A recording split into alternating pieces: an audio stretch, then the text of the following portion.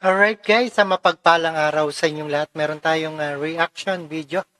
Ilang senador may opinion kaugnay sa dismissal laban kay VP Sara, no, sa impeachment. Alright, sinagot ng ilang senador na ang issue na maaring i-dismiss ang impeachment laban kay Vice President Sara Duterte. Ito ay matapos na ni Senator Ronald Bato de la Rosa na binuo itong Senate resolution para sa dismissal sa impeachment case sa pangalawang Pangulo. Si Senator Bato ay kilalang kaalyado ng pamilya Duterte at wala rin magagawa, no? Dapat i-dismiss na ang kaso na yan ng impeachment at para umusad ang bansa at lalo tayo nagkakagulo, no? At panoorin po natin dito sa ating reaction video.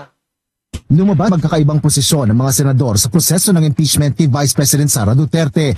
Kasunod dito ng pagkalat sa social media ng draft para sa binubuong Senate resolution ni Senador Ronald Bato de la Rosa na layong i-dismiss ang impeachment case.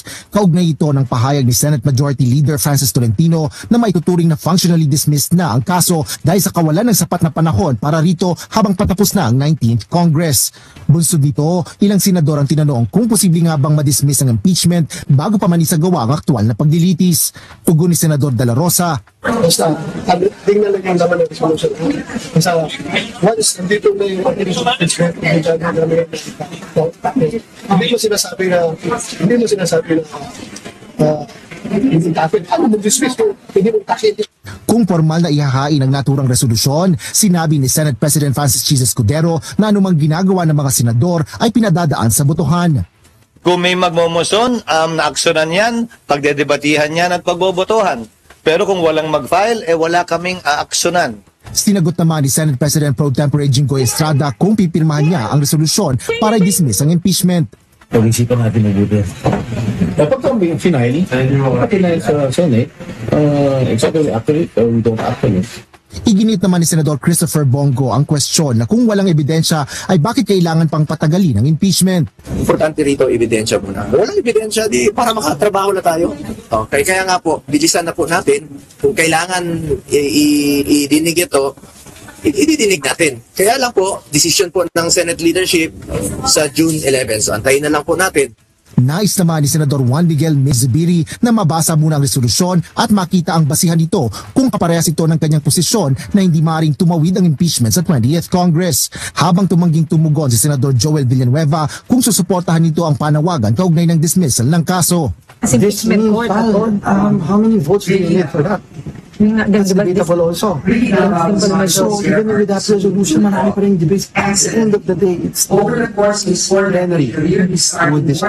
Para naman kay Senador Alan Peter Cayetano, sa ngayon ay hindi si VP Duterte ang nasa trial, kundi ang Senado. Babalik nga ako doon sa dilemma. Diba? So the dilemma is, you want to follow the Constitution and very clear Constitution. Diba? The trial follows forthwith. Walang if and buts doon. Diba? Okay. Pero ang tanong nga, if a majority of the senators say that yung trial, wala rin mangyayari because you don't have numbers, sinong masusunod? That's why tama din yung sinabi ni Senate President Escudero na 19 to. The 20th, pwedeng magbotohan din. At sabihin, mali yun, we should have the trial. Dahil dito, nais ni Senador Amy Marcos na magkaroon ng caucus o pagpupulong ang mga miyembro upang mapag-usapan at malinawan sa mga issue kaugnay ng impeachment. Pag-uusapan ng maigi. There's so many options and so many malabo. Kaya gusto natin yung pinaka-sang-ayon sa batas at yung pinaka mabilis din kasi well, ilang araw na lang to, no? 10 araw na lang nagtitiraw. Di ba nag-manifest na si Senator Tolentino, nagsalita rin si Risa, nagsalita rin si Coco. Kailangan yata pag-usapan ng lahat kasi hindi lang yung tatlo may opinion dyan, kundi ang bawat senador. Asher Kadapan Jr., UNTV News and Rescue. Alright, napakinggan at napanood po natin ng reaction video ni Rob Trip. Ilang senadora may opinion kaugnay ng dismissal ng impeachment ni VP Sara Duterte. Alright, at maraming salamat sa inyong lahat at panonood pagkikinig dito kay Rob Trip. And peace out. Thank you so much.